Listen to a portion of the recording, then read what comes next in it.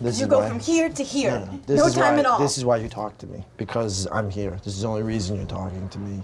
You fucking asshole. I'm a fucking asshole? You're a fucking asshole. You can call me stupid. I'm so out of love with you. I've got nothing left for you. Nothing. Nothing. Nothing. There is nothing here for you. There is nothing here for you. I don't love you. Don't say stuff. I don't. Don't say stuff you can't take back. You fucking asked for it. You asked me. You asked me. I couldn't drive you crazy unless I love you. I gave you the goddamn answer, and you don't like it. That's why I don't fucking talk to you. No, I'm not gonna hit you. You're the bad guy, not me, asshole. I'm the bad guy? Yeah, asshole. Okay. Fuck you. Okay. Fuck you. Yeah, I'm more man than you are, you fucking cunt. Don't say that I shit am. about being a man. I am. What I is can it with handle this it. shit being a man? What is that? Yeah, well, what does is it it mean? What is it? What does it mean? Open the door. What does it mean to be a man? You're scaring us. Don't say it. Don't say that stuff. Be a man. What is that shit? I mean, don't I'll bully be a man. You want me to be a man? Here you go.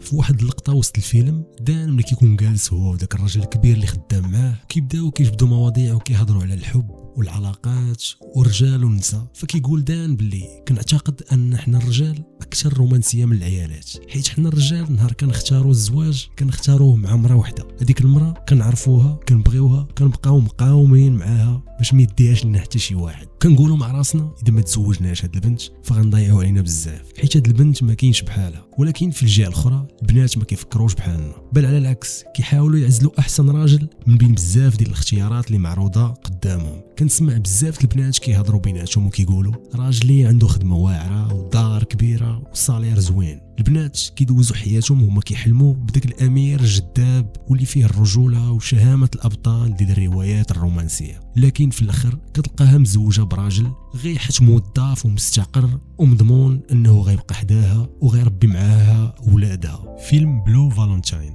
هو دراما رومانسيه كيعرض قصه العلاقه ديال الزوجين دين وكاندي. الفيلم ما كيقدمش لينا قصه حب تقليديه بحال داكشي اللي مولفين كنشوفوا في بعض القصص الرومانسيه اللي فيها البطل والبطاله كيتزوجوا ببعضياتهم في الاخر وكيفرحوا وكيتهناو وكيعيشوا في واحد السعاده ابديه. على العكس الفيلم هنا كيبين لنا كيفاش انه العلاقه بين جوج الناس كتقدر تبدل مع الوقت. في البدايه كنشوفوا مرحله التعارف، بدايه الحب فين كل شيء كيكون زوين وسهل، كاين الحماس كاين الاهتمام والتقارب ما بين الشخصين. هذه المرحله كتعكس ديك الصوره المثاليه اللي غالبا كتكون عندنا كاملين على الحب وعلى العلاقات في البدايه ديالها. ولكن مع المرور ديال الوقت وبعد الزواج الواقع كيبدا يبان، المسؤوليات اليوميه، الضغوط ديال الحياه وحتى الاختلاف في الطموحات ما بين الزوجين كيبداو يخلقوا واحد التوتر بيناتهم. دين اللي كيبان لنا واحد الانسان بسيط كيقلب غير انه يعيش حياه هادئه مع العائله ديالو ويكون فرحان، ولكن كاندي كتطمح الحياه افضل وانها تطور في حياتها وفي مستقبلها المهني. وهذا الاختلاف في الرؤى للمستقبل كيتحول تدريجيا لواحد المسافه عاطفيه اللي كتبعد ما بين دين وكاندي. الفيلم كيحاول يبين ان الحب في البدايه كيكون احساس قوي، ولكن باش العلاقه تنجح خاصها اكثر من المشاعر بوحدها، خاص تفاهم، تواصل واستعداد من الطرفين باش يتطوروا مع بعضياتهم مع مرور الوقت. ومن خلال هذه القصه كيعطينا الفيلم فكره عميقه، هي ان جوج الناس يمكن يبغيو بعضياتهم بصدق، ولكن واخا هكاك العلاقه ديالهم تقدر ما تنجحش وما تمشيش بعيد، وحتى الا تزوجوا يقدروا ما يكملوش ويتفارقوا. علاش؟ لانه كاين امور اخرى كتدخل في هذا الشيء،